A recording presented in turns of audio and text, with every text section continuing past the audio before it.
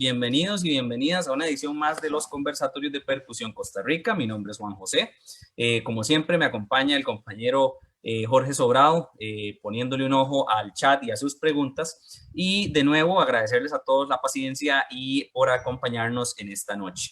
Entonces, rápidamente, darle la bienvenida al invitado del día de hoy, que sería el baterista Andrés Montero. Entonces, Andrés, bienvenido a los Conversatorios de Percusión Costa Rica y muchas gracias por acompañarnos el día de hoy. Muchísimas gracias a vos, Juanjo, y a Jorge por esta invitación. De verdad, súper honrado y emocionado por este ratito que vamos a compartir. Excelente, excelente. Entonces, de nuevo, muchas gracias, Andrés, por acompañarnos. Tal vez si empezamos con lo que le pedimos a todos los que nos han acompañado últimamente, que si nos puede comentar y contar un poquito sobre cuáles fueron sus inicios en la percusión y cómo llegó hasta donde está el día de hoy. Y sí, se nos puede comentar un poquito sobre eso. Ok, bueno, en mi caso, mi familia siempre ha sido musical, completamente desde mi abuelo, que fue requintista, tuvo un trío musical por mucho tiempo. Todos mis tíos de mi parte de la familia paterna son músicos, tal vez no de profesión, pero todos tocan guitarra, todos cantan. Mi papá es profesor de música y mi hermano, por supuesto, seguramente muchos lo conocen, Eduardo Montero, es un pianista extraordinario. Entonces, de por ahí siempre estuvo la música, ¿verdad? Como presente en todo mi quehacer, en todo mi diario vivir. Y por ahí, creo que fue a los 8 años, ingresé a la Escuela de Música de Pérez Celedón. Yo soy oriundo de la región. Y en esa edad lo que yo quería tocar era saxofón, realmente. Pero por ahí entonces ya en la escuela de música empecé a ver los instrumentos de percusión, me empezaron a llamar mucho la atención. Este, Duré 2 años en la escuela de música, me salí antes de empezar con el saxofón. Mis papás luego me dijeron que faltaban pocos meses realmente para que me compraran el instrumento. Yo estaba ahí como un poco, no sé, como ahuevadillo porque es como que tocaba mucha flauta dulce, pero nada de saxofón. Entonces me salí, ¿verdad? Y estoy explorando como otras áreas, matemática, un poco de deportes, tenis de mesa. Estuve también como metido en los estudios, pintura. Y ya a la edad de 13 años, recuerdo muy bien, fue el Día del Niño del año 2007. Mi papá me dijo que él necesitaba un baterista para la banda del colegio, en donde daba clases él.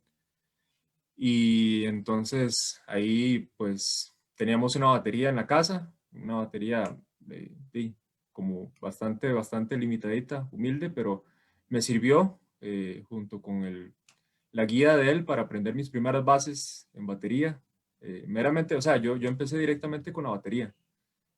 Por ahí toqué un poco con banda de marcha, pero no, realmente así cuando empecé y me enamoré realmente de un instrumento musical fue con la batería a los 13 años. Entonces, a partir de ahí empecé a practicar por mi cuenta, aprendí todas las bases que mi papá me enseñó, practicaba como media hora todos los días, así, siempre tocando rock, haciendo fills, siempre los mismos fills, siempre el mismo rock. Entonces, mi hermano, que tocaba un poco de batería también, me enseñó otras bases, me enseñó songo, me enseñó cumbia, me enseñó salsa, como ritmos tropicales, me enseñó un poquito de jazz también.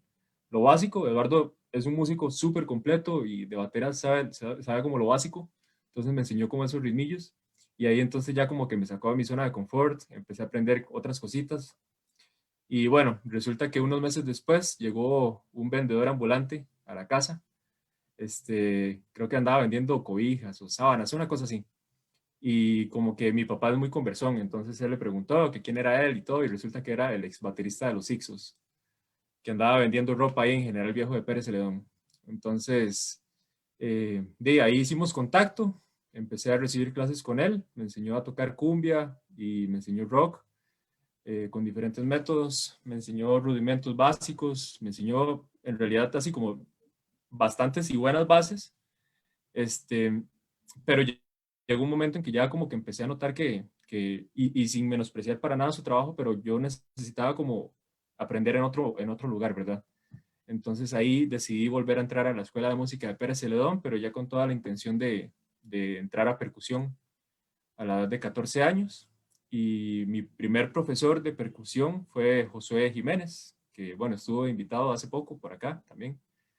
Este, tuve la enorme dicha de tener un profesor que me dio muy buenas bases en percusión, en redoblante, en teclados. Él es un experto en todo ese ámbito de la percusión académica, ¿verdad? También más adelante tuve la oportunidad de recibir clases con Julio Camacho, que es profesor, ahorita si no me equivoco, en el Instituto Nacional de la Música también, es profesor de percusión y principal de percusión de la banda de Alajuela. Y ahí tuve la oportunidad de tener contacto y de ser compañero de percusionistas y bateristas que ahorita están en Costa Rica desenvolviéndose profesionalmente, como Donny Rivas, fuimos súper amigos, somos compañeros de generación, y Marco Novoa, que también todos los consejos que él me daba, y para mí eran sagrados, ¿verdad? Una mina de oro, de tener el conocimiento de él en ese momento. Yo lo veo todavía y en ese momento lo veía como una referencia.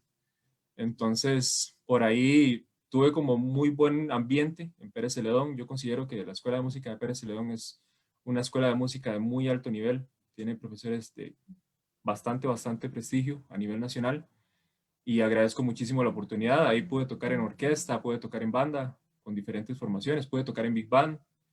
Este, y bueno, entonces por ahí Eduardo ingresó, mi hermano Eduardo ingresó a la Universidad Nacional y como que se familiarizó un poco con el ambiente de percusión. En ese momento estaba Pablito Loaiza, estaba Juanjo, el mismo Juanjo en ese momento, ¿verdad? Entonces me contó de todo lo que estaba pasando en la Universidad Nacional y pues para mí fue como la primera opción, una vez que yo me decidí a estudiar música, porque por ahí también quería estudiar informática, pero una vez que hice la práctica profesional en el colegio, pues no,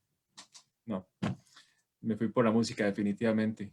Y ya una vez en la Universidad Nacional, mi primer profesor fue Carlos Saavedra. Con él estuve 3 años, aprendí una formación muy integral, que por cierto, Pablito Loaiza fue el que me preparó para la audición del ingreso a la carrera. Entonces igual, eternamente agradecido con Pablito. Ahora me escribió que no se iba a poder conectar a live, pero ahí sí lo ven diferido. Muchísimas gracias, Pablito. Totalmente agradecido siempre. Y bueno, en el 2016, ya en mi último año de bachillerato, entonces tengo la oportunidad de toparme con Carlomagno Araya, que pues, también estuvo invitado, fue, si no me equivoco, el primero o de los primeros invitados de estos conversatorios de Percusión Costa Rica. Y ya me topé con conceptos muy avanzados del instrumento que es mi especialidad, ¿verdad? La batería. Desde pequeño y hasta la fecha, pues es mi especialidad. Entonces, eso me cambió totalmente la manera de ver la batería.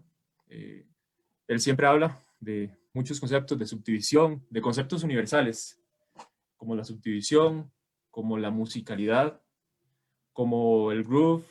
Todo eso, yo, digamos, no tenía como una noción verdadera de lo que implicaba. Recuerdo que una de las clases maestras que él impartió en la Universidad Nacional me dijo, bueno, yo creo que usted cree que tiene buen tempo, que tiene buena subdivisión, pero realmente no es así. Entonces para mí fue como un choque muy fuerte porque tal vez, no sé, el estatus que yo creía tener o el ego que tenía me hacía pensar que cumplía con ciertas características y bueno, eso fue un golpe de realidad muy grande que me hizo crecer muchísimo. Entonces, a partir de ahí, como que creció en mí el deseo de estudiar con Carlos y por dicha se dio la oportunidad ya, como les dije antes, en el 2016. Estuvimos solamente un año antes de mi recital de bachillerato, pero fue un año de un aprendizaje súper provechoso. Y pues bien, en el 2016 entonces presento mi recital de graduación, percusión general. Por dicha, bueno, todo salió bien.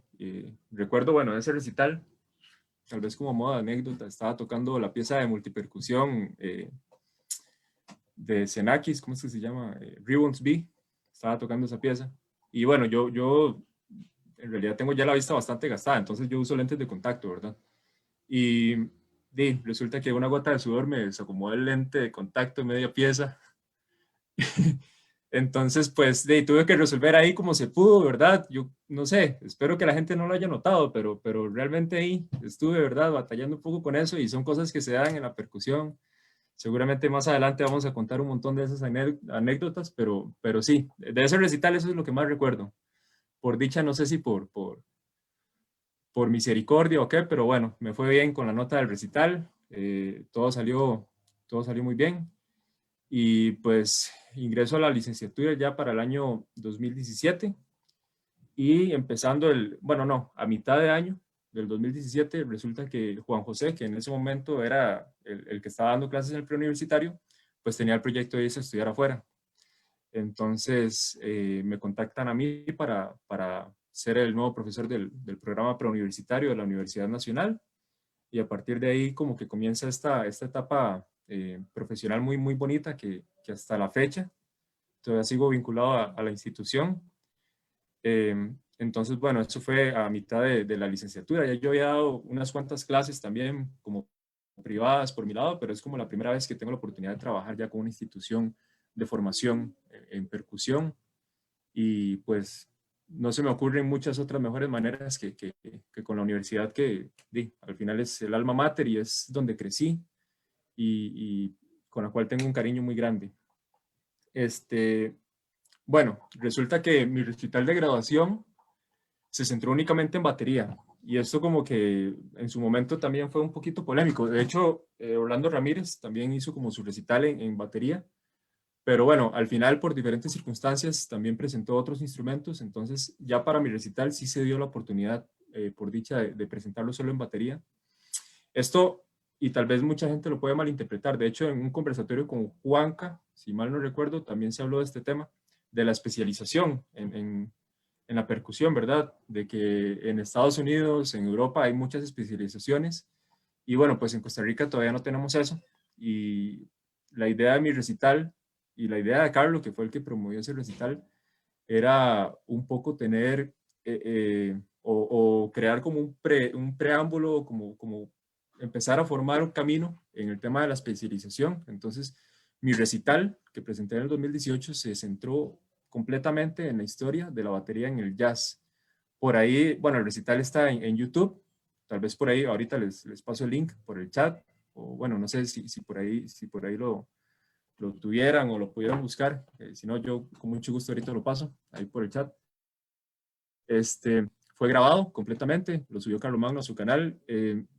Fue un recital que me llevó mucho trabajo, realmente. Me siento sumamente orgulloso del trabajo que hice en conjunto con mi tutor, Carlos Magno, ¿verdad? Y con la ayuda de Juan Carlos, que también en ese momento me estaba, bueno, era profesor mío también. Y bueno, fue un trabajo de investigación en el cual abarqué la historia de la batería desde sus inicios, incluso desde antes de sus inicios, desde todo el tema de la marching band, ¿verdad? Estadounidense, hasta el momento en que se crea el primer pedal de batería en 1909 por la familia Ludwig. O bueno, no es que se creó, es que en ese momento se patentó. Entonces, a partir de ese momento es que nace, se toma como referencia del nacimiento de la batería como tal, como instrumento. Antes del pedal, digamos, de la batería, lo que se hacía es que se tocaba con dos bolillos, entonces el bombo se tocaba con un bolillo y se acomodaba el redoblante como encima del bombo y por ahí entonces habían como ciertas limitaciones, ¿verdad? Entonces todo ese trabajo, bueno, el trabajo de investigación abarcó también como esa parte, hasta, bueno, los diferentes bateristas y las diferentes épocas del jazz y hasta, pues, lo que estamos viendo hoy en día, que es increíble, ¿verdad? Es una locura, están pasando muchas cosas. Cada día más, desde que yo presenté el recital hasta ahora han pasado muchísimas cosas. Entonces, eh, para ese recital tuve la oportunidad de tocar con la Big Band del Centro Cultural, con la CCCN Jazz Orchestra, y pues igual, todo salió súper bien. Yo recuerdo que el día del recital estaba súper nervioso porque llevaba una logística enorme. Íbamos a hacer cambio de platillos para cada una de las piezas para como imitar un poquito el estilo de la época. Entonces, por ahí Carlos me prestó un poco de los platillos que él tenía, también usé los que yo tenía y entonces tenía como un equipo que me ayudaba a cambiar los platillos y bueno, todo eso lo tenía que coordinar, también tenía una presentación, también tenía que aprenderme los diálogos y hablar y todo, ¿verdad? Y además tocar era lo que menos me preocupaba. Y entonces por ahí ya después de la licenciatura pues, he seguido trabajando en el programa preuniversitario Y en Atenas también empecé a dar clases de percusión en la Escuela Municipal de Atenas y ahora soy también director de la banda de marcha de Atenas. Y pues ahorita eso es lo que ha ocurrido. También, bueno, hay otras cositas por ahí. No sé si tal vez, no sé, si las cuento de una vez, Juanjo, o tal vez, Adelante, no sé. adelante. Ok. Eso nos da un poquito más de espacio a que la gente vaya como generando sus preguntas. De paso, voy a mandar un saludo aquí al maestro José Jiménez, que ahí lo vemos conectadito. Entonces, saludos a José. Gracias por acompañarnos el día de hoy. Saludos, saludos, José. Yo no sé si estaba conectado cuando lo mencioné, pero es imposible no mencionarlo, ¿verdad? En mi historia como percusionista. Un grandísimo maestro y ahora un grandísimo amigo también. Este, Pero adelante, pues, vamos con lo que sigue. pues bien, no. Quería también hablar un poquito de, o sea, bueno, el tema inicial era desde mis inicios hasta donde estoy ahorita, ¿verdad? Por ahí seguramente me brinqué algunas cosillas, pero bueno, ahí me voy acordando conforme vamos hablando. Pero quería hablar un poquito de la experiencia también meramente musical, de formar parte de pues, las agrupaciones que he tenido el chance de formar parte, también de pues, experiencias con diferentes compañeros de carrera, que igual por ahí también es muy importante. Pero bueno, cuando entré a la Universidad Nacional, incluso antes de entrar a la Universidad Nacional, como mencionaba antes, la persona que me ayudó a prepararme fue Pablo Loaiza, grandísimo amigo, grandísimo baterista. Y también por ahí Orlando Ramírez me ayudó muchísimo, porque con 16 años y recién llegado de Pérez, porque eso también fue todo un tema. Yo me vine de Pérez Celedón a Heredia con 16 años y pues a vivir con mi hermano, ¿verdad? Y ahí mi hermano lo que me dijo es que di que no, o sea, que tranquilo, que no hay reglas, que ya mamá y papá ya no están, ¿verdad? Y que ahora di, me toca hacerme la vida a mí. Entonces, pues con 16 años es un choque como muy fuerte y por ahí también uno tiene como muchas inseguridades y con el futuro profesional, hay que hacer una audición para ingresar a carrera y todo. Entonces, Pablito y Orlando me ayudaron muchísimo. Ambos me recibieron de la mejor manera, con ambos aprendí muchísimo. Eh, Pablito me ayudó en la parte de la percusión, porque en Pérez Celedón en ese momento habían como ciertas limitaciones de instrumentación, a pesar de que los profesores eran excelentes, pues cuando hay limitaciones con instrumentación es complicado. En este momento pues ya la cosa ha mejorado y muchísimo, y cada vez mejora más. Pero sí, yo me vine de Pérez y por ahí tal vez tenía como ciertos vacíos en algunos instrumentos que gracias a la instrumentación que sí tiene la Universidad Nacional pude cubrir, gracias a un permiso que tuve para estudiar ahí. Y entonces me preparé pues en las áreas, y en las otras áreas, ¿verdad? En redolante, en marimba, en timpani, en percusión latina, que ya traía una formación, pero que ahí me terminé de complementar bastante y ya con las posibilidades de estudiar los instrumentos y más enfocado en la audición meramente de la universidad. Entonces, en esa parte me ayudó Pablito y Pepino fue el que me enamoró del jazz completamente, porque fue mi profesor de batería. Entonces, yo me acuerdo que yo llegaba a los jam sessions que hacían en San Pedro, creo que, ¿cómo era que se llamaba? No me acuerdo ahorita el nombre, pero la chicha. Yo llegaba a esos jam sessions y veía a Pepino. Pepino en ese momento tenía 23 años. Orlando Ramírez, para los que no conocen el apodo, ¿verdad? Pero yo creo que son más los que conocen a Pepino por Pepino. Y entonces yo llegaba a los jam sessions y lo veía tocando escobillas, tocando jazz y para mí era algo increíble y bueno, todavía lo sigue siendo, pero en ese momento que tal vez yo venía como de otro contexto, de otro ambiente, una impresión muy grande ver a alguien tocando jazz a ese nivel, ¿verdad? Entonces quedé enamorado, de una vez hablé con él y por ahí era muy amigo de mi hermano, entonces hicimos el contacto y él con muchísimo gusto me ayudó en las diferentes cosas. El otro día estaba viendo el live que hizo Juanca y mencionó como que Pepino fue el que le enseñó a estudiar y a mí también, realmente Pepino fue el que me enseñó a estudiar a mí, porque tomamos como todos los métodos, digamos, que normalmente son enfocados en redolante, como el stick control o como el syncopation, y los empleamos en la batería con diferentes coordinaciones, no solo en jazz, sino en diferentes géneros. Y pues antes de eso yo lo que hacía era guataquear, o sea, yo escuchaba las grabaciones y no digo que esté mal, porque es una parte muy importante del proceso, pero por ahí es un poquito desordenado, simplemente como escuchar y tratar de imitar, pero tal vez sin las herramientas que uno puede adquirir ya cuando trabaja más en conjunto con la lectura y con la organización, ¿verdad? De todas las diferentes coordinaciones que requiere el instrumento de la batería, ¿verdad? Entonces, Pepino me enseñó diferentes métodos, me enseñó, bueno, el syncopation, me enseñó el stick control, hacerlo con swing, hacerlo con cáscara, hacerlo con diferentes géneros, con bossa nova, con samba, por ahí también métodos específicamente de jazz, como el The Art of Bob Drumming, que es como un método esencial en esto, ¿verdad? Ya entrando un poco más en tema específicamente de la batería de jazz. También el método de Jim Shaping, y por ahí otro que ahorita se me fue el nombre.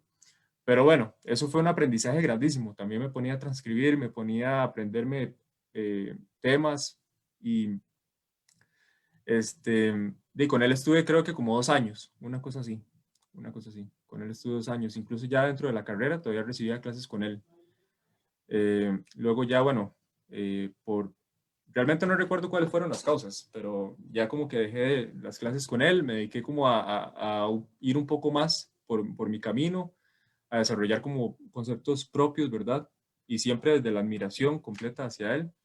Y pues ya cuando llega Carlomagno, entonces, como les conté antes, también fue una apertura eh, totalmente distinta a diferentes conceptos que tal vez no tenía tan en cuenta yo, ¿verdad? Eh, Hablando de Carlomagno, bueno, tal vez una de las experiencias más bonitas que he tenido con él ha sido formar parte de la Big Band, de la CCC en Jazz Orchestra. Es una de las experiencias más edificantes que he tenido, eh, porque bueno, yo siempre he sido un baterista que toca como muy bajito. O sea, eso siempre fue mi problema en todos los chivos que hacían Pérez, que tocaba muy bajito. Y yo me acuerdo, yo hasta tocaba en la iglesia y todo, ¿verdad? Y en la iglesia no me escuchaba. Entonces tocaba con mi papá, tocábamos misas y todo, y nadie me escuchaba. Y siempre me decían eso, Andrés, es que no se escucha, es que es muy tímido y todo. Y pues en una Big Band la timidez no tiene cabida para nada, ¿verdad? Entonces siempre como que tuve esa manera particular de tocar y ya en la Big Band, entonces más bien tuve que ser el que tomara las riendas de ese camión, ¿verdad? Como el volante. Y fue un proceso que, bueno, me ha tomado tiempo y ahorita no puedo decir que soy el mejor baterista de Big Band de ningún lugar, pero he crecido muchísimo a raíz de eso.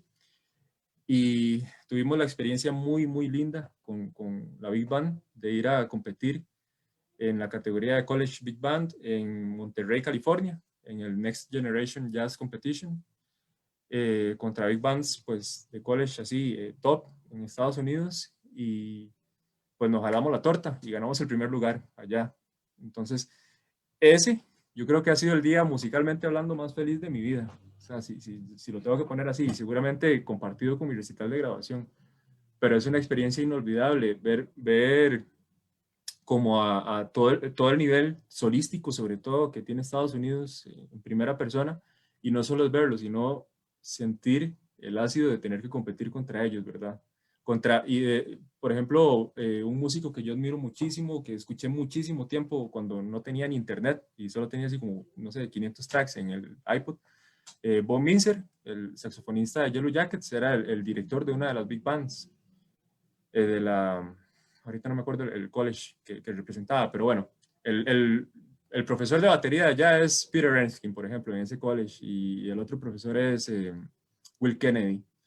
El profesor de piano es Russell Ferrante, o sea, nombres top de la escena del jazz, ¿verdad? Y teníamos que competir contra esas big bands, y pues fue o sea, yo realmente aprendí muchísimo a verlos, sonaban riquísimo, ¿verdad? Las big bands, pero gracias un poco a todo el trabajo en conjunto que hicimos, y también creo que al buen rollo que había musicalmente y personalmente de la Big Band, pues sí nos la creímos un poquito, y creo que no nos intimidamos por nada, y pues sí tuvimos por dicha hicimos una buena representación del país, yo creo. Y esa es una experiencia que en mi carrera musical, el día que termine, no sé por qué va a terminar, pero bueno, va a terminar. Seguramente va a ser de las cosas que voy a recordar así, primeramente. Sí, se me va a venir a la cabeza, totalmente. Bueno, sí, muy importante pues mencionar lo grande de este evento, ¿verdad? Estamos hablando de una agrupación que, y usted me corrige, Andrés, si me equivoco, que en su momento era la primera vez que viajaba a este tipo de actividad, ¿verdad? Sí, sí, Sí, completamente. y la ganó, ¿verdad? O sea, fueron como Sí, los más nuevos contra universidades ya establecidas, con programas de jazz establecidos que estudian todos los días y llegaron allá y se trajeron el primer lugar. O sea, eh, habla mucho del nivel de exigencia que se tuvo aquí y del nivel de seriedad del proyecto, que a veces uno pensaría que en Costa Rica eso no es posible, ¿verdad? Porque hey, por 25.000 razones de la idiosincrasia costarricense, pero me gustaría hacer énfasis en eso de que es un gran logro musical para el país, ¿verdad? Y que qué bueno que se haya dado esta oportunidad bueno, y ganar también. Este, voy a poner aquí una pausa para recordarles a todos, ¿verdad? Que pueden hacernos llegar sus preguntas, este, ya sea por el chat de Facebook Live o por el chat aquí de Zoom.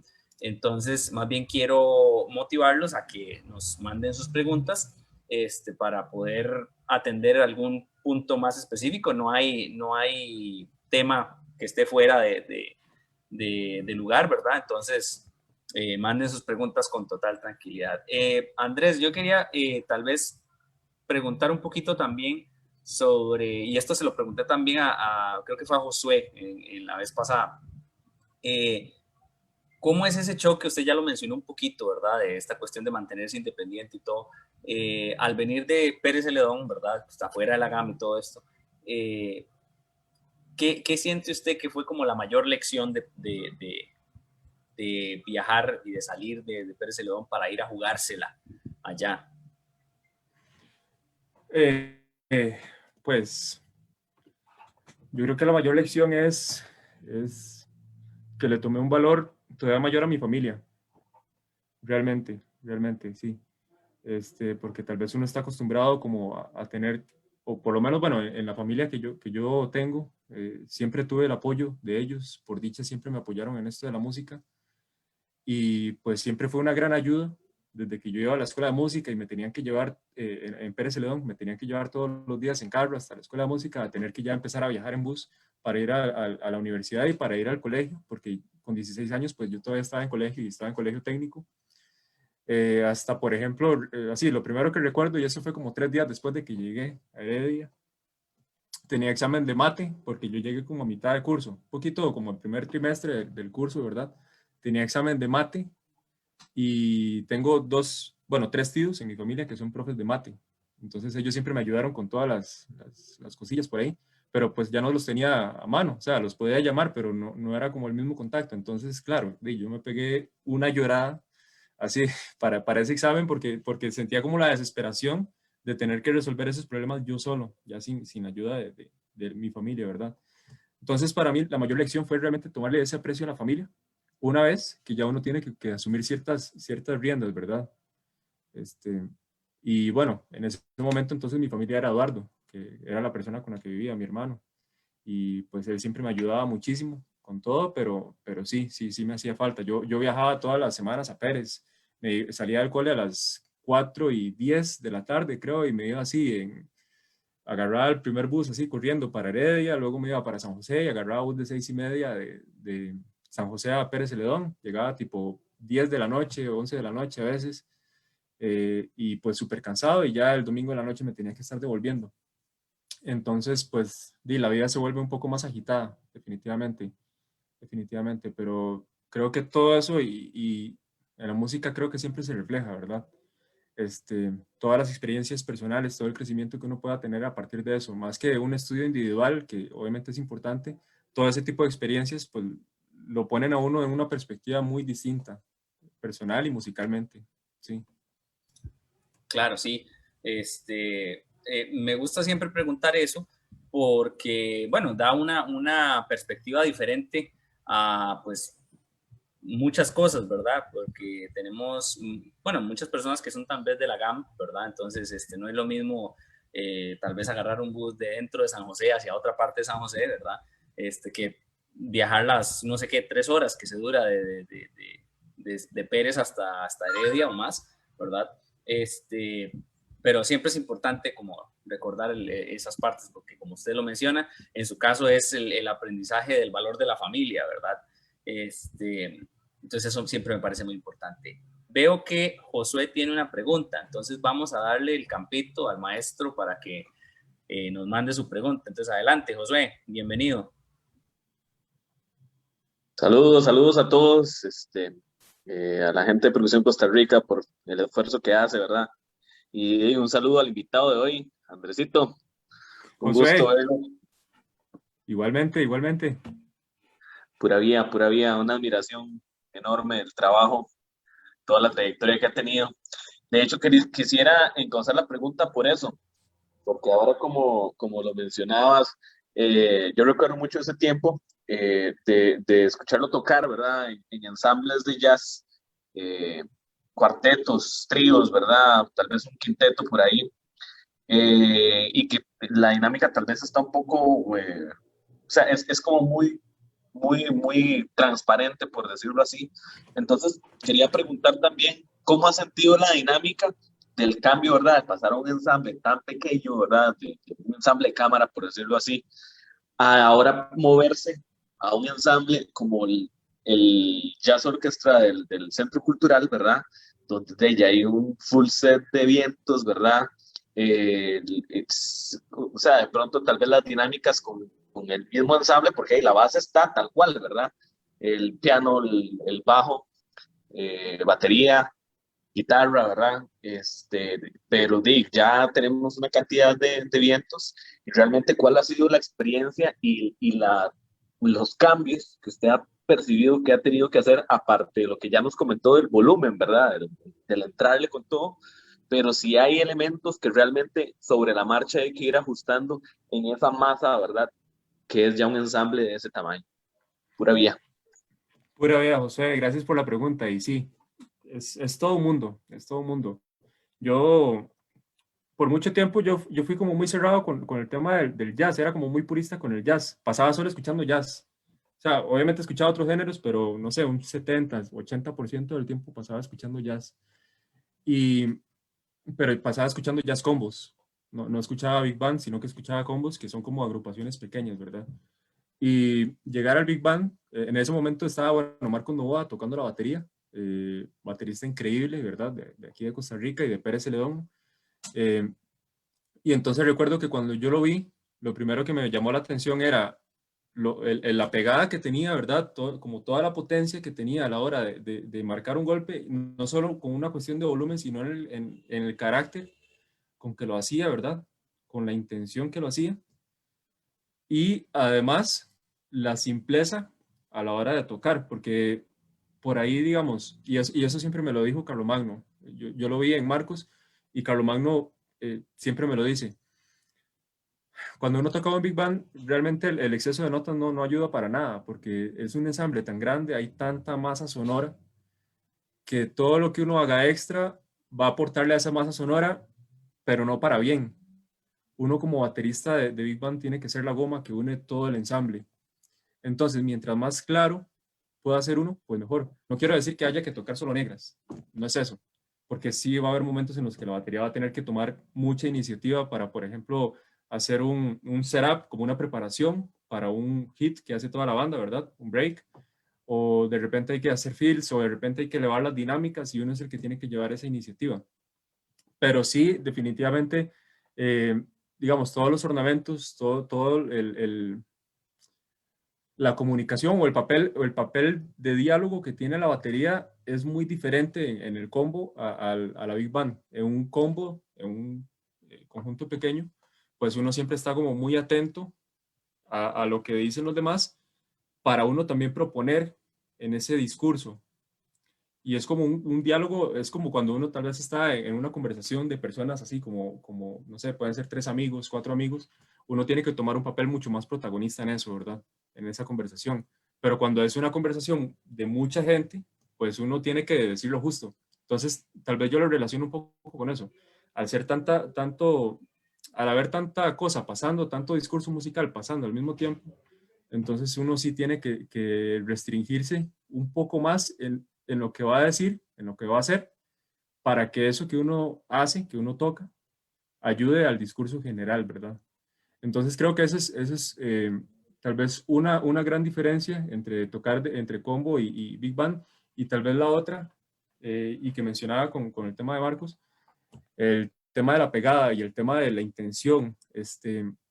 Mencionaba que yo casi que solo escuchaba jazz combo porque a partir de que empecé a tocar en big band, pues me interesé muchísimo por el rock. Y entonces ahí yo estaba escuchando rock así, no sé, un montón, rock argentino, rock inglés, rock estadounidense. He empezado a escuchar como bastante este género y otros géneros, pero bueno, este en especial, porque no recuerdo quién específicamente dijo la cita, pero un baterista de big band es un baterista de rock tocando jazz, digamos. O sea, tal vez es un poco limitado el concepto y podrá tener sus argumentos en contra, pero es que realmente la intención tiene que ser esa. O sea, uno no puede tocar tal vez pensando como un baterista de jazz combo, uno tiene que tocar pensando como un baterista de rock, y los bateristas de rock pues son súper claros en todo lo que hacen, son súper claros. El rock es un género que implica tener mucha precisión rítmica, que implica tener mucha pegada, mucho peso, ¿verdad? Entonces la big band necesita y agradece cuando eso ocurre. Ujú. Sí, sí, sí. Yo creo que eso tal vez es lo que más resalto. Bueno, y el tema de la lectura también, que a la hora de leer charts, pues hay que desarrollar muchísimo la primera vista y la interpretación de los papeles, porque digo, no se puede encontrar desde que le dan el chart de, no sé, del bajista o del cantante o de la primera trompeta, hasta que le dan un chart ya de batería ya, ¿verdad? Con un montón de cosas escritas. Entonces, por ahí también eso me cambió muchísimo el panorama, porque en Jazz Combo yo usualmente, y tal vez para los que no están tan familiarizados con el jazz, en los combos de jazz, en los grupos pequeños, sí se maneja mucho la lectura, pero digamos que no toma un papel tan protagónico como en la Big Band, porque en los jazz combos usualmente lo que se hace es que se tienen temas que ya son como estándares, ¿verdad? De la música anglosajona, y entonces con esos estándares uno empieza a crear, y ahí es donde está todo el tema de la improvisación, ¿verdad? Uno puede empezar a crear desde el mismo momento que está tocando la melodía de ese tema, y luego ya vienen las improvisaciones y pues ahí pueden pasar variedad de cosas. En la Big Band siempre la estructura es como mucho más rígida, entonces por ahí sí hay que apegarse un poco más a los papeles. Entonces también eso fue un cambio grandísimo a la hora de pasar de uno a otro, y constantemente tengo que estar como cambiando el chip, ¿verdad? Porque yo toco bastante con jazz combos y toco todas las semanas con el Big Band, entonces pues sí, tengo que estar en ese cambio constante.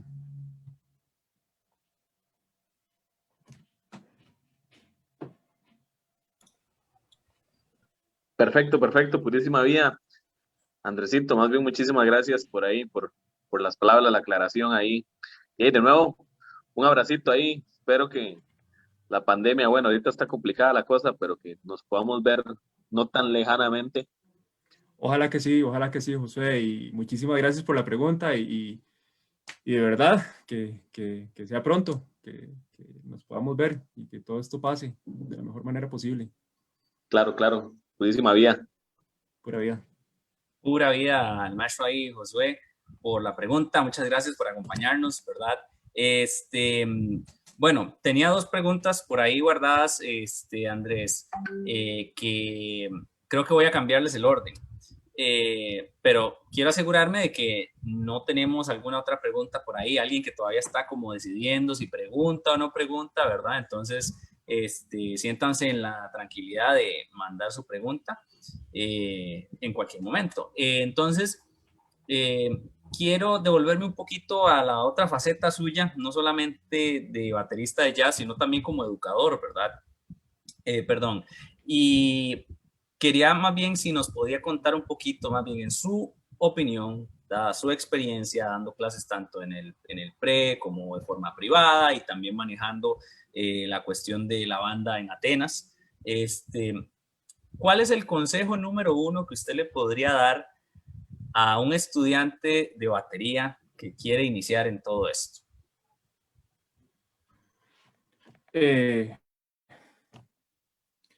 Yo creo que es empezar a desarrollar la habilidad de discernir bien la información, sobre todo como un pensamiento muy crítico sobre lo que se le está dando.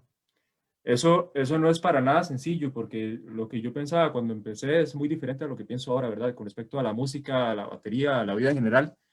Pero yo creo que uno, desde el puro principio, lo que tiene que evitar a toda costa es la prisa, apresurarse, querer saltarse el proceso.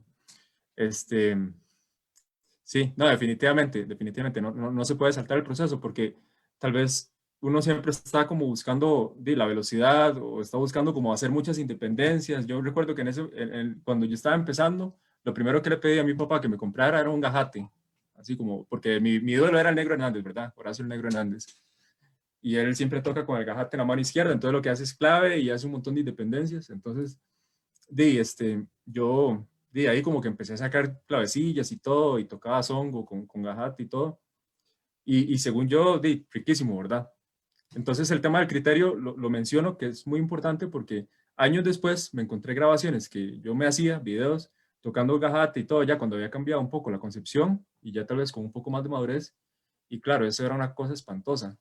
Entonces, creo que es más valioso tener eh, un proceso como bastante bien fundamentado, y para eso me parece totalmente vital tener un buen profesor.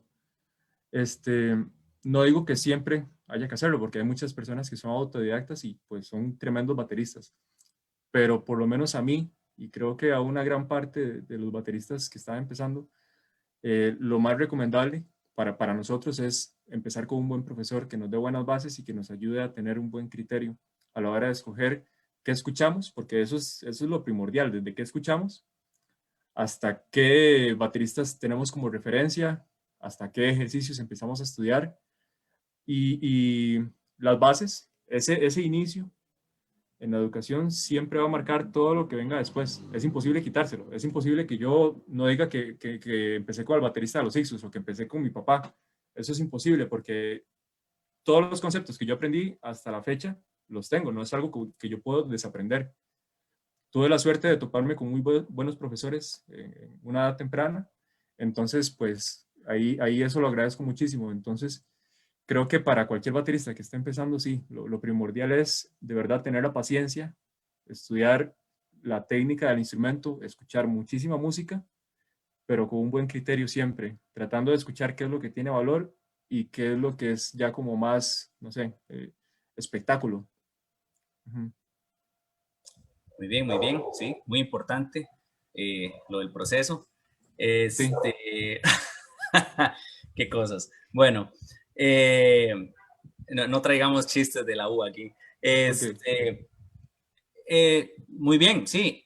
Quería entonces, pues moverme un poquitico ahora hacia la cuestión que nos atañe a todos en estos momentos, 24 horas del día, que es la cuestión de la pandemia, ¿verdad? ¿Cómo ha sido el cambio en su caso con todo esto, más pensando en que, por ejemplo, me parece que los ensayos de la orquesta de la Big Band volvieron, ¿verdad? Entonces, ¿cómo ha sido todo este proceso en su caso, ¿verdad? ¿Cómo ha sido todo este proceso de manejar la pandemia y de las clases y todo así para usted? Meramente como desde el inicio de la pandemia o el proceso que más bien estamos viviendo ahora como de reapertura y vuelta al cierre. Podríamos hablar de todo el proceso, porque no hay que Ok, brincarse. claro. Este, bueno, el inicio de la pandemia para mí fue una locura, igual que para todos, ¿verdad? Es encontrarse con una realidad que ni nos imaginábamos, que leíamos cosas parecidas en los libros de historia y pues ahora los leeremos en los libros de un futuro, pero es un choque grandísimo. De repente yo tenía mis proyectos, tenía mis chivos, tenía mis ensayos, mis agrupaciones, estudiantes que también por una u otra razón, muchas veces económica, no pudieron continuar. Entonces, por ahí eso genera como mucha ansiedad y como que lo hace ver a uno al futuro como con mucha incertidumbre. Yo tomé la decisión de irme a vivir de nuevo a Pérez Celedón durante todo el tiempo que duró la pandemia. seguí alquilando aquí en Heredia, pero bueno, ya pasados 3 meses tomé la decisión de ya dejar de alquilar. Y pues desde allá, todas las clases virtuales, tanto de mis estudiantes privados como de la universidad y la banda de Atenas.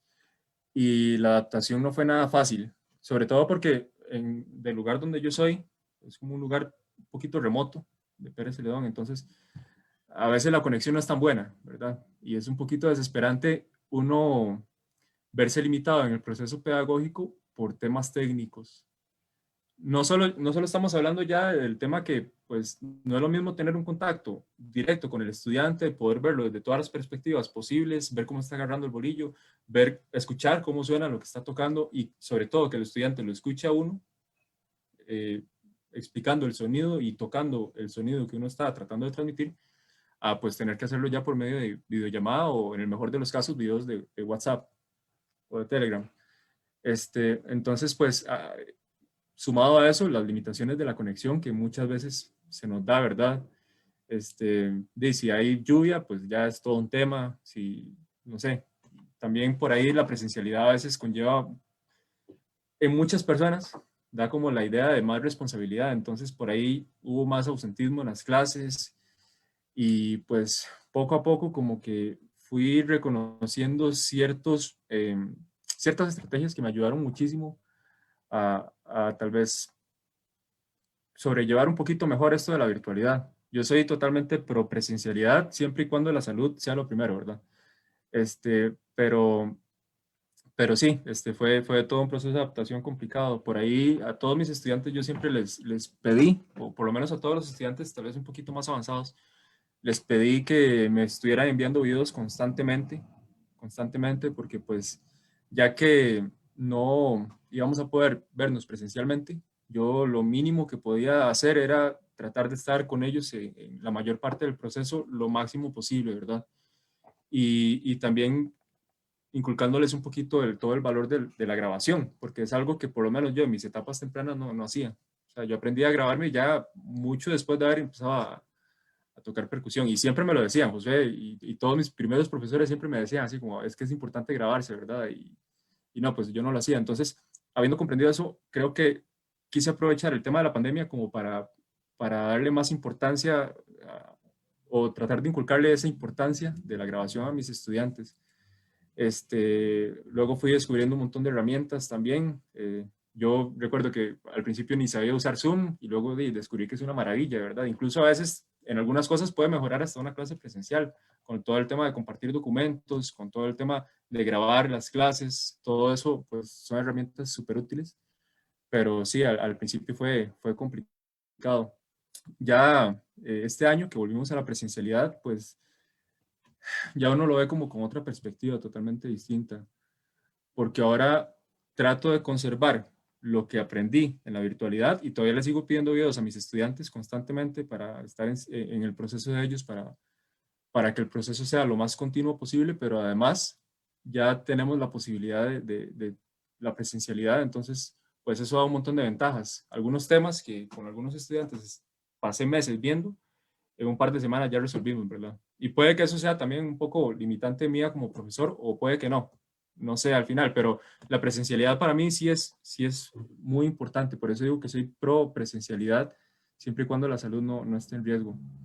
Eh, entonces, bueno, de momento ha sido súper enriquecedor todo lo que he aprendido después de ese encierro que tuvimos el año pasado y parte de este. Eh, Todas las cosas han ido a mejor hasta ahorita, hasta este momento justamente, ¿verdad? Ya hoy me cancelaron creo que 2 o 3 conciertos que tenía para el próximo mes y pues eso es otro tema, no solo como educador, ¿verdad? Sino ya como ejecutante, pues es muy difícil no tocar, súper complicado. Es parte de algo, es una parte vital de la vida de cualquier artista, exponer su obra al público. Y pues sí traté de ser muy disciplinado con el estudio.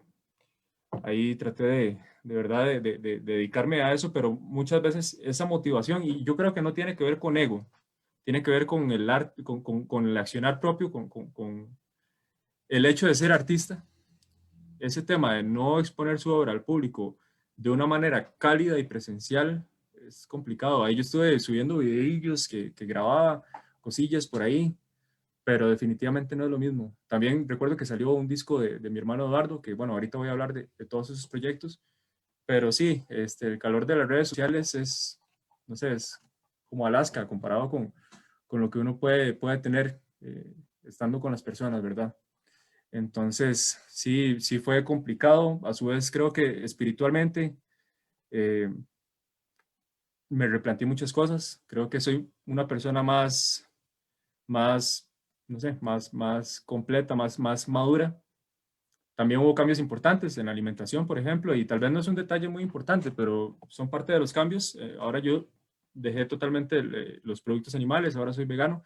Eso lo tomé, o sea, tomé esa decisión en el puro inicio de la pandemia, como parte no sé, de todos esos cambios que vivimos todos, ¿verdad? Y creo que todos tuvimos cambios de ese tipo, a nivel, no sé, de rutina, completamente, a nivel de costumbres, tal vez muchas cosas que hacíamos, las dejamos de hacer, empezamos a hacer cosas nuevas ahora que teníamos más tiempo. Entonces, pues de la pandemia eso es lo que rescato, dentro de todo lo malo que nos trae. Por dicha, he tenido la suerte de que ningún familiar cercano se ha visto muy afectado por el tema de la enfermedad y eso para mí es lo primero. No me puedo quejar realmente, no me puedo quejar, pero pues mis pensamientos siempre están con todas las personas que sí han pasado por ese duro proceso, ¿verdad? Sí. Claro, sí, no, muy importante siempre, pues tratar de encontrarle lo positivo dentro de todo este enredo, ¿verdad? Que está pasando cada día, que parece que la cosa se pone peor y cuando parece que sí vamos a salir, pues resulta que no, como estamos ahorita, es una montaña rusa de emociones prácticamente, pero lo bueno es que en algún momento vamos a salir, eso es lo importante, es mantener la mente positiva en que vamos a salir de esto más pronto de lo que pensaríamos. Este, Sí, muchas gracias por esa respuesta, Andrés. Nos llega una pregunta de Eric Mata Delgado. Dice, hola Osito, como profesor, ¿cuál es su mayor satisfacción al final de cada día y la mayor satisfacción constante?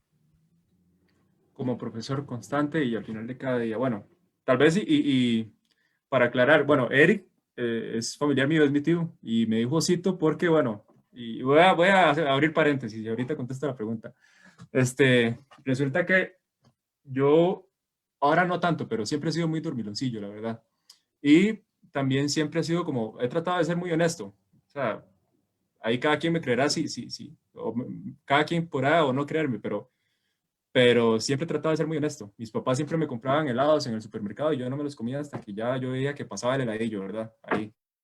Entonces, mi hermano, a partir de ese dicho que, no sé, oso mentiroso, me puso oso como de una manera sarcástica y por alguna razón, no sé, la gente se identificó y me empezó a llamar oso. Entonces ya a veces dejo de ser Andrés y soy el oso. Pero bueno, súper bien con eso.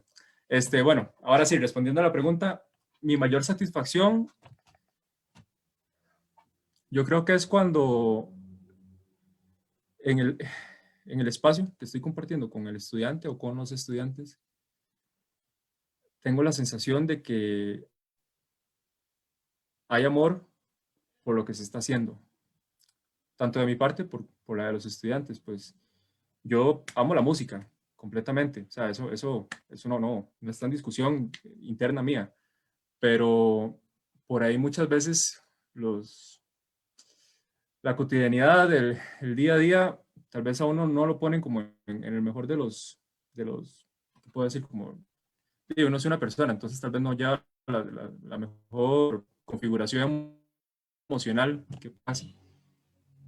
Mi mayor satisfacción es cuando todas esas cuestiones no entran en juego en el arte de hacer música, de hacer percusión, y cuando siento que estoy inculcándole amor a mis estudiantes por la música, cuando siento que ellos no estudian porque yo se los pido o porque les exijo videos, sino cuando veo que ellos realmente tienen un amor por la música y no me voy a dar el crédito por eso, pero pues si en un proceso hay amor por la música, siento que tal vez yo estoy haciendo algo bien, ¿verdad? Entonces, creo que esa es mi mayor satisfacción. Obviamente los resultados son importantes por ejemplo, en la Universidad Nacional, uno de los grandes retos siempre es preparar estudiantes para ingresar a carrera. Y esos resultados son importantes. Pues la carrera musical de una persona está en cierto punto en mi responsabilidad, ¿verdad? O por lo menos el inicio de esa carrera musical. Pero yo creo que siempre que haya amor por la música, lo demás puede que vaya ya sobre rieles. Creo que esa es mi mayor satisfacción, definitivamente. Y bueno, en general, como profesor, mi mayor satisfacción creo que podría ser pensar que mis estudiantes me puedan recordar como una buena persona. Más que como un buen músico, como un buen profesor, como una buena persona, porque para mí eso es lo primero, el trato personal. Y eso no es algo que yo entendí desde el puro inicio, cuando empecé a ser profesor. Para mí era todo como muy resultado, tiene que estudiar 20 horas al día, o sea, tal vez ya venía como con algunas concepciones ahí de ese tipo, muy resultadistas, muy estrictas. Y poco a poco creo que voy entendiendo que la empatía entre dos personas, entre un estudiante y un profesor, en este caso que me toca a mí asumir ese papel, la empatía personal puede hacer que el proceso sea mucho más ameno, y en realidad la verdadera importancia de todo esto está en el proceso. El proceso es lo realmente importante. Entonces, pues si el proceso no está tan bien, entonces pues los resultados ahí no van a estar, ¿verdad? Si el proceso es llevadero, si el proceso es ameno, si en el proceso hay amor por lo que se está haciendo, creo que los resultados al final se van a obtener, y si no se obtienen, pues por lo menos el proceso se disfrutó y algo mejor vendrá. Uh-huh. Muy bien, muy claro. Y nada más tengo que aclarar aquí, perdón, que leí mal la pregunta. La segunda parte de la pregunta era ¿cuál era la mayor insatisfacción constante? Ok. Sí. Pues insatisfacción, la duda constante. Yo creo que es bueno la cuestión de cuestionarse constantemente sobre lo que uno hace, sobre cómo, por ejemplo, abordé esta clase, cómo traté al estudiante, qué conceptos le están sirviendo, qué conceptos no le están sirviendo. Esa duda como que muchas veces me lleva tal vez a pensar que hay maneras más eficientes o mejores de lograr los objetivos, pero pues yo creo que no hay una respuesta así como pareja para todos, y para todos los profesores y para todos los alumnos. Entonces es un constante aprendizaje, pero muchas veces esa incertidumbre sí me lleva como a momentos de insatisfacción a veces, de tal vez pensar que no lo estoy haciendo tan bien. Pero creo que de todo eso voy aprendiendo en el proceso, que es lo más importante. Ok, muchas gracias a Eric Mata Delgado, perdón, por esa pregunta. Voy a tomarme un segundito para recordarles varias cosas. Ya vamos llegando a la parte final del conversatorio del día de hoy. Entonces, si tienen preguntas que están muriéndose por hacer sobre algún tema específico de técnica o de música en general o de jazz, una cosa así, aprovechen el espacio, ¿verdad? Entonces, mientras les doy tiempo para que se decidan, voy a leer un poquito de los mensajes que nos han llegado por el lado de Facebook Live para Andrés. Entonces, empezamos con Anthony Arias, que dice, grande Andrés. Saludos a Anthony, gracias por acompañarnos. Orlando Ramírez, Pepino, pone Saborch. Entonces, pura vida, Pepino, por acompañarnos también. Eduardo Montero, Eduardo Montero, el hermano de Andrés, pone un corazón.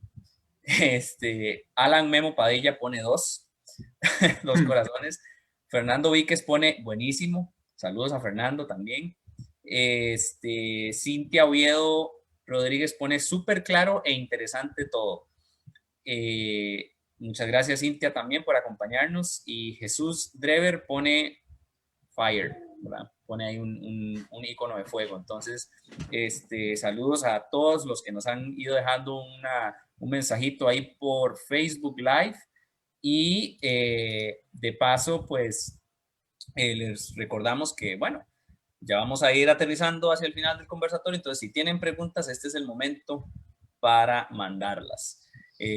Voy a darles un poquito más de tiempo y vamos a agradecerles a las personas que nos están acompañando por Zoom. Entonces, saludos a Anthony Arias, Eric Mata Delgado, F. Meléndez, Gabriel Venegas, Hansel Castro, Ian Barquero Matamoros, Joseph Jiménez, Josué Jiménez Camacho, Lexi Quesada, Miguel Arias Ureña, Tim Varela Chacón y Valentín, que está por ahí. Entonces, muchas gracias también a todos ustedes por acompañarnos. Su presencia en los conversatorios es súper valiosa para todos nosotros y todos los que estamos detrás de este proyecto.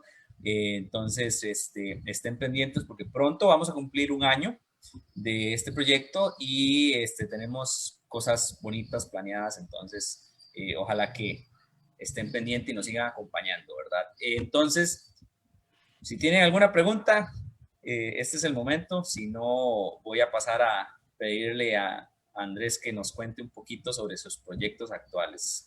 Entonces, como no veo mensajes, vamos a ver en Facebook. Ok, sí.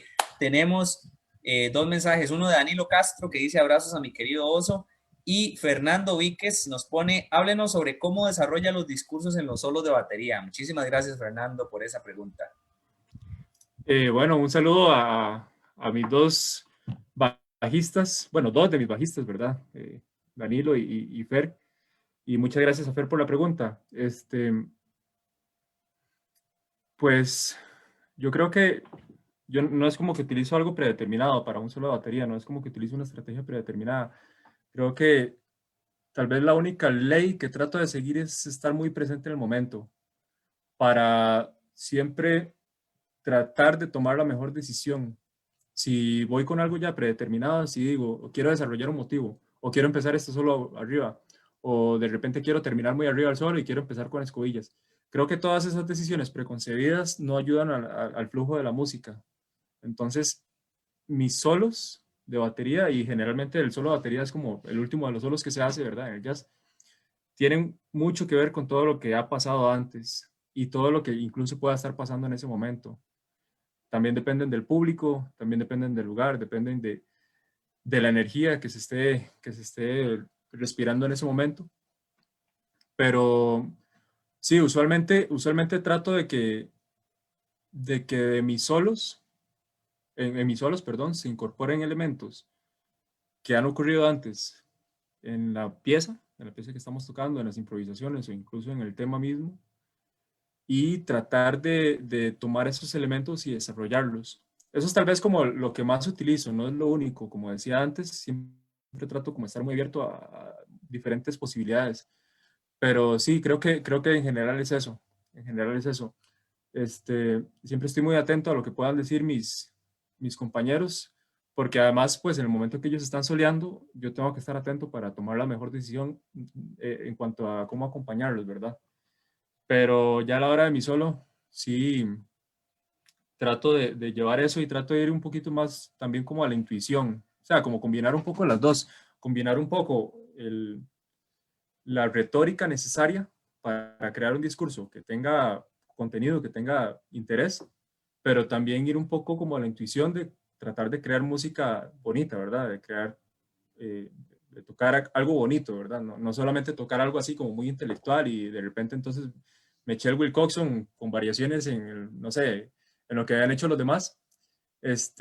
Pero sí, creo que la intuición es muy importante porque la intuición va a responder muchas veces a toda la información que también uno ha escuchado y que ha estudiado antes, pero sobre todo que ha escuchado y todas esas referencias que siempre ha tenido, ¿verdad? De bateristas y de músicos en general. Entonces sí, yo creo que la respuesta sería, depende. O sea, la estrategia depende siempre de lo que esté pasando en el momento. Uh-huh. Excelente. Gracias a Fernando, me parece. Sí, Fernando, muchas gracias por esa pregunta. También nos llega otra pregunta de Tomás Daniel Vittel Mora. Dice saludos a los dos. Saludos, Tomás. Andrés, siempre he admirado su timing y quería preguntarle, en el punto que usted creyó que ya tenía un buen timing, ¿cómo ha mejorado más allá de ese punto? Ok, muchas gracias a Tomás por la pregunta y un gran saludo, Tom. A ver, bueno, yo creo que tiene que ver mucho con la grabación. Tiene que ver mucho con la grabación porque, y también hablando un poquito de lo que mencionaba antes, que no fue hasta ya mucho después de haber iniciado el proceso que entendí la importancia de la grabación. Después de que Carlomagno me dijo que yo tal vez tenía que mejorar bastante en cuanto a subdivisión y todo, y yo tal vez no concebía, o no, realmente me costó creerle a Carlomagno. Mi ego me jugó una muy gran mala pasada. Después de eso, poquito tiempo después, tuve como mi primera grabación en estudio de jazz. Y pues sí, la cosa no era como yo creía. O sea, ya escuché la grabación y me di cuenta de un montón de carencias que tenía y que yo creía que pues no estaban ocurriendo. Siempre la perspectiva o lo que uno cree que suena, siempre va a distar mucho de lo que realmente suena. Lo que uno cree que suena cuando está tocando está condicionado por todas las emociones que usted en ese momento esté experimentando y por incluso las expectativas que usted tenga de cómo quiere que sea ese concierto o ese momento del concierto en específico. Cuando usted escucha, pues ya está más en frío y ya escucha la cruda realidad, ¿verdad? Esa brecha entre lo que usted cree que suena cuando toca y lo que realmente suena se reduce con la grabación, con estar constantemente escuchándose y estar evaluando y estar contrastando con la música, con toda la información que ya existe, con todos los grandes músicos que existen. Creo que eso es lo que más me ha ayudado. También, pues, estudié ejercicios específicos para subdividir mejor. Recuerdo que en realidad eso fue para mí una obsesión como de 3 años, eso de la subdivisión, porque yo llegaba, digamos, me metía a las aulas así de la una y de repente, no sé, empezaba a tocar en las paredes y ponía el metrónomo a 20 a la negra. Y entonces ponía el metrónomo a 20 a la negra, pero en el tercer tresillo, en el yo. Y entonces como que trataba de tocar en las paredes y en los diferentes instrumentos. Me ponía a leer ejercicios del verso en tresillos, así a 20 la negra, con el tresillo con el metrónomo en el último tresillo. De repente se me metía al agua y entonces agarraba el metrónomo y lo ponía a 10. Entonces trataba de tocar a velocidad real, pero digamos con el metrónomo marcando, no sé, cuadradas o no sé, o redondas. También como para tener un poquito más de estabilidad en cuanto al tiempo. Por ahí también trataba de hacer muchos ejercicios de hablar. Entonces, por ejemplo, no sé, para poner un ejemplo, si tenía que tocar la clave de rumba, que es, ¿verdad? 1 2 13 4 entonces empezaba a pensarla más como las notas que yo toco, yo las voy a escuchar porque las estoy tocando. Las que no toco, los silencios, las semicorcheas que están en medio, tengo que escucharlas muy claro. Entonces, empecé a cantar como todas esas notitas que no se tocan, pero que son parte de ese groove, de ese ritmo, las empecé a cantar. Entonces, por ejemplo, ya en vez de tocar nada más, empezaba a hacer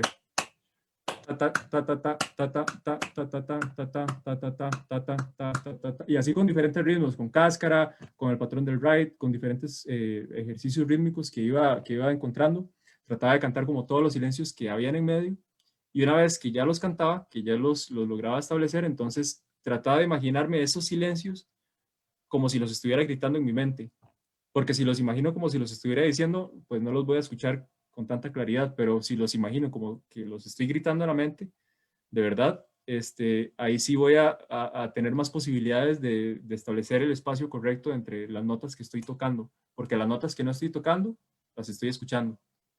Entonces, pues ese tipo de ejercicios me ayudaron un montón, a agarrar también el metrónomo y ponerlo en diferentes lugares, como, bueno, como dije ahorita en el yo, o también ponerlo en corcheas con punto, entonces se va desplazando 1 IA, 2 IA, 3 IA, 4 IA, 1 IA, 2 IA, 3 IA, 4 IA, o de repente ponerlo en la segunda semicorchea o ponerlo en la última semicorchea. Todos esos ejercicios con metrónomo también me ayudaron muchísimo. Pero al final yo creo que el tiempo metronómico, que es de lo que he hablado todo este rato, es simplemente un prerequisito para sonar bien. Yo creo que el tiempo realmente se nota que está bien cuando usted puede relacionar todos esos conceptos de tiempo metronómico, de tiempo absoluto, digamos, de ser lo más preciso con respecto al metrónomo, sea donde sea que esté ubicado, puede relacionar eso con la música, porque la música no es metronómica. O sea, incluso aunque usted grabe con un clic, la música no va a ser metronómica, somos humanos y pues vamos a fluctuar en mayor o menor medida. La idea es que sea en la menor medida posible. Pero si uno no aprende a escuchar esas fluctuaciones y a reaccionar, bueno, no reaccionar, sino a desempeñarse de la mejor manera posible y a estar muy conectado con la música, si uno no aprende eso, va a escucharse como, no sé, como un drum machine va a escucharse como que de repente, no sé, pusieron un loop de un baterista o pusieron un track ahí en un parlante y todos los demás iban montados encima, y eso no es nada musical. Entonces, creo que cuando se empezó a notar realmente una mejoría fue cuando entendí que la música está primero y que el tempo es un prerequisito, es importantísimo tener buen tempo, pero eso sin conectarse con la música no sirve de nada, realmente, no sirve de mucho. Ok, muy bien, gracias ahí a Tomás por la pregunta. Agregar de que ahora que dice eso de poner el metrónomo en un montón de lugares, yo creo que ya se acuerda qué es lo que le voy a decir. Había una luz, para contar para los que nos están viendo y escuchando, que había una luz en el cuarto de estudio de batería, allá en la UNA, que siempre brillaba, era una luz roja, siempre brillaba a un intervalo constante, ¿verdad? Entonces era como si fuera un metrónomo, nada más que simplemente visual. Y me acuerdo que una vez llegué yo al aula de batería y estaba Andrés viendo para el techo, porque allá en una esquina es donde está la luz, y nada más como ido viendo, practicando para tocar junto con la luz, que iba súper lento. Entonces, todo eso que él dice que está haciendo es cierto, pero se pone peor porque incluso hacía esas cosas con las luces de la alarma. Entonces, de todo pasa. Pero como digo, gracias a Tomás por esa pregunta. Brian Guevara Duarte dice saludos desde la Parta 4. Saludos a Brian, qué buena nota. También tenemos un comentario por ahí, bueno, de Eduardo Montero, que por cierto, creo que estas van a ser como las últimas dos o tres preguntas, entonces creo que tenemos campo para una más, entonces mándenla ya, ¿verdad? Eduardo Montero, el hermano de Andrés, dice, Oso, ¿cuál es su baterista favorito actualmente y por qué? Ok, eso bueno, yo no sé si yo creo que la gran mayoría de músicos no podemos determinar un músico favorito en un ámbito específico, ¿verdad? Tengo muchísimos. O sea, respuesta rápida, pues yo creo que mi favorito sería como Ray Haynes, sí, de jazz. Pero es que también depende mucho, digamos, ahorita mismo podría ser Ray Haynes, pero por ejemplo me gusta mucho también Bill Stewart, me gusta mucho Jack DeJohnette, me gusta mucho Jeff Hamilton, que por cierto tuve en esta cuestión de la Big Band que fuimos a Monterrey, tuve la oportunidad de conocerlo y recibir retroalimentación de él, ¿verdad? O sea, es una experiencia única conocer a un baterista que admiré por mucho tiempo. También me gusta muchísimo Greg Hutchinson, por ejemplo. Eso solo hablando de jazz. Podría hablar, por ejemplo, también de rock, que de mis favoritos, Jeff Porcaro. Me gusta muchísimo cómo toca Keith Carlock. No sé, o sea, y en el ámbito de Latin también, Daphnis Prieto, Ronnie Barreto. Entonces, creo que también depende mucho del ámbito donde se esté hablando y realmente así como un nombre no podría dar, pero creo que con esos nombres que estoy diciendo, pues tal vez para las personas que no lo conocen ya tienen como unas referencias por ahí para empezar a explorar. Si no los han escuchado, pues escúchenlos. A mí me encantan esos bateristas y hay un montón que estoy dejando por fuera. O sea, no he cubierto ni la mínima superficie, ¿verdad? De lo que me gusta, pero sí, hay muchos nombres por ahí, sí. Ok, muchas gracias ahí Eduardo, perdón. También nos llega una pregunta de Anthony Arias. Saludos a Anthony, ¿verdad? Que es, ¿cómo es? Estudiante de los dos en algún momento. Dice Anthony que a la hora de estudiar un género, subgénero o hasta un baterista específico, ¿qué tips podría recomendar? Lo primero que recomendaría es no sentarse en la batería al inicio. Escuchar, porque de la escucha, digamos, de la escucha atenta, de ya sea el género que quieras estudiar o el baterista que quiera escuchar, el solo hecho de escuchar le va a dar un montón de información que usted no va a obtener si una vez empieza a estudiar las coordinaciones o todo lo que quiera estudiar, o si, por ejemplo, se mete por el camino rápido a ver un video de transcripciones, o ver, a veces hacen muchos videos así como de bateristas, entonces ponen las ideas más importantes de ese baterista, pues realmente no creo que exista algo como tal, ¿verdad? Las ideas más importantes, ¿quién define qué es lo más importante, verdad? Entonces, creo que lo primero es escuchar, tratar de entender a grandes rasgos qué es lo que hace que ese baterista tenga la importancia que ha tenido, ¿verdad? Porque pues para estar en, en donde están los bateristas que todos vemos ahí en YouTube y que admiramos, pues sí, hay que tener algo, ¿verdad? Hay que tener algo distinto. Uno no se hace un gran baterista a punta de estudiar puros ejercicios técnicos.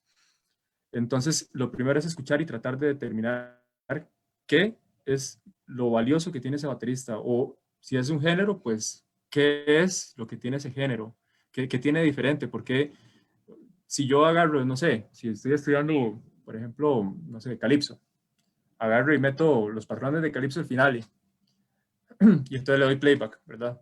O lo meto ahí, no sé, en el MIDI o lo que sea. ¿Qué es lo que hace? Que el calipso suene como suena y no suene como ese MIDI, ¿verdad? Que estoy escuchando.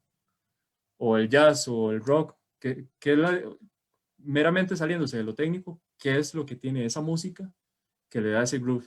Creo que es la primera recomendación que podría dar, y a partir de ahí, pues ya se estudia de las ideas, se estudian los patrones, se estudia como el idioma como tal, pero lo primero es sí tener una idea muy clara de los principios, y no es una cuestión teórica, es una cuestión auditiva, tener una idea auditiva muy clara de cómo es que suena el género o el baterista que uno quiere estudiar.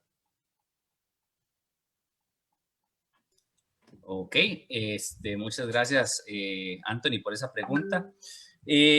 Ok, muy bien. No sé si hay espacio tal vez para una pregunta más. Entonces, si alguien quiere mandarse, ya sea en vivo, sería muy tuanis también para que Andrés los pueda ver, ¿verdad? Este, y si no, vamos a revisar si quedó alguna por aquí en Facebook. Bueno, por mientras Melvin Mora dice, excelente, gracias. Y Eduardo dijo que gracias, Oso, también. Y vamos a ver, creo que no queda ninguna por Facebook y tampoco queda alguna por Zoom. Dice Anthony, muchas gracias a ambos, un abrazo. Igualmente, Anthony. Gracias, Anthony.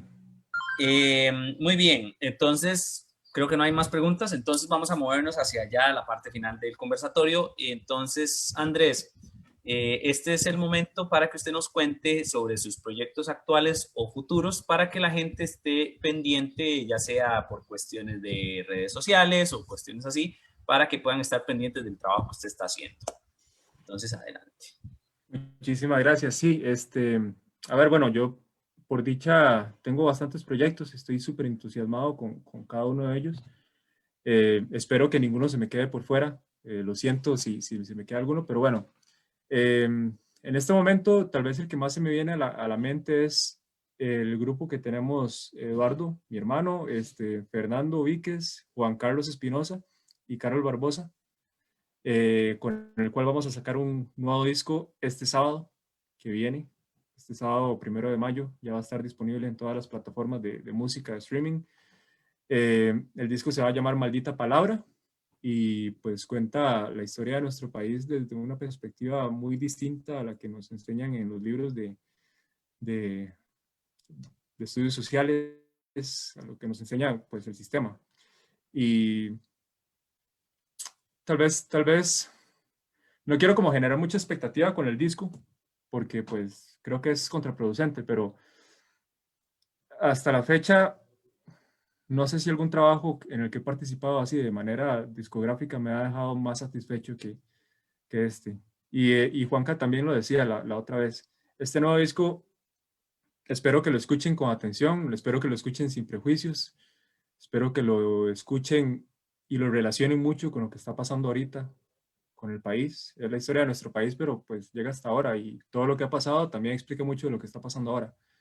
Entonces, escúchenlo porque sí es muy, es importante, es muy emocional. El disco tiene mucha emoción. Y pues bueno, eso sería con Eduardo. También ya sacamos 2 discos anteriores. Bueno, sí, 2 discos que serían Mis Mortales y Ecos de Sangre. Todo eso está en Spotify. De hecho, les quería compartir también ahí como el link para las personas que quieran buscar el perfil de mi hermano en Spotify y puedan buscar los discos y que estén pendientes. de el disco que sale este sábado. De verdad, les recomiendo que se tomen el tiempito de escucharlo y les agradezco si lo hacen. Luego también hace poco sacamos un disco con un grupo nuevo que se llama La Nada Indivisible. Es un grupo que tiene influencias de un gran amor que descubrí hace poco, que es el rock argentino. Tiene influencias de Spinetta, de Charlie, de Fito, de Cerati un poco también, y de rock en español en general, pero sí, sobre todo nos enfocamos mucho en el sur, en Argentina, ¿verdad? Es un proyecto que me encanta. El disco que sacamos se llama Entropía, salió hace poco, entonces igual búsquenlo ahí en Spotify, búsquennos en las redes sociales, por aquí también tengo el link de la página de Facebook, ahí lo pueden buscar. Que eso, bueno, es con Andrés Campos, un grandísimo amigo, con Fernando Víquez en el bajo, Andrés Campos en la voz y en el piano, Fernando Víquez en el bajo y Javier Cartín, grandísimo guitarrista pues en las guitarras. Y también tengo ahorita, bueno, un proyecto, bueno, la CCCN Jazz Orchestra, es uno de mis proyectos así como prioritarios, ¿verdad? También toco con Danilo Castro y mi hermano, un proyecto que se llama Vaso in Trio. Tenemos 2 discos, el primero se llama Rising y el segundo se llama Reflections, si mal no recuerdo, sí, sí. Entonces igual pueden buscar Vaso in Trio en Spotify y en Facebook, por aquí creo que también tenía el link. Y también tengo 2 proyectos por ahí, uno a trío con mi hermano Eduardo y con Fer Víquez, que a veces nos llamamos Víquez Montero Trío, a veces nos llamamos Partitatura, depende de lo que vayamos a tocar. Mañana sale una transmisión en vivo por la página del Teatro Nacional de Partitatura, que fue el proyecto de graduación de mi hermano. Lo tocamos en el Teatro Nacional y pues vamos a ver cómo quedó, no lo hemos escuchado, pero mañana a las 7 p.m., sí, 8 p.m., a las 8 p.m. Sale ese directo, entonces también por ahí pueden estar pendientes de la página del Teatro Nacional. Y por último, bueno, no es un proyecto que todavía esté, pero tenemos la idea de grabar un disco con mi hermano y Leo Argüello, de piezas originales. Entonces, por ahí también, para que estén atentos. Ahí la pandemia me sacó un poquito la faceta de compositor y también aquí un poco el encierro. Entonces, ha estado componiendo, ahí haciéndole al piano. Entonces, pues pronto también van a escuchar un poquito de esa faceta con mi hermano y con Leo, trío de los geminianos, diría Eduardo. Qué manera. Nos llega un par de comentarios, dice Eric Mata, orgulloso de estos sobrinos, y Valentín dice que le trae mucha alegría. Muy bien, Andrés, entonces, muchas gracias por darnos esos enlaces, ¿verdad? Para que la gente pueda seguir el trabajo que se está haciendo. Y para terminar, le iba a pedir que si nos puede dejar pues unas palabritas de cierre, algún consejo final, algunas palabras que usted quiera compartir con el público de Percusión Costa Rica el día de hoy. Bueno, lo primero que quiero decir es muchísimas gracias a todos y todas las que estuvieron presentes y muchísimas gracias también al equipo de Percusión Costa Rica. Me parece una iniciativa increíble, de verdad. Por aquí, por estos conversatorios han pasado músicos, percusionistas que admiro muchísimo, que son totales referentes en el país, ¿verdad? Los músicos que uno ve y que se enamora del instrumento casi que inmediatamente, ¿verdad? Entonces, muchísimas gracias por la oportunidad de estar hoy acá, por todo el trabajo que han hecho. Y pues, tal vez lo que quisiera es invitar a todos los que tengan sueños en la música, por favor síganos, porque realmente creo que nosotros cumplimos un papel fundamental. Y no voy a hablar de la experiencia personal. Para mí, ser músico es lo más increíble que me ha pasado en la vida. Pero más allá de esta experiencia personal, creo que tenemos un papel fundamental en el percance, o bueno, la coyuntura actual. Quieren silenciar nuestras voces y creo que es importantísimo que cada vez hayan más artistas, y si no de profesión, por lo menos de corazón, que sepamos decir lo que no se puede decir, que sepamos cómo decirlo, que sepamos transmitir las cosas que no se pueden decir.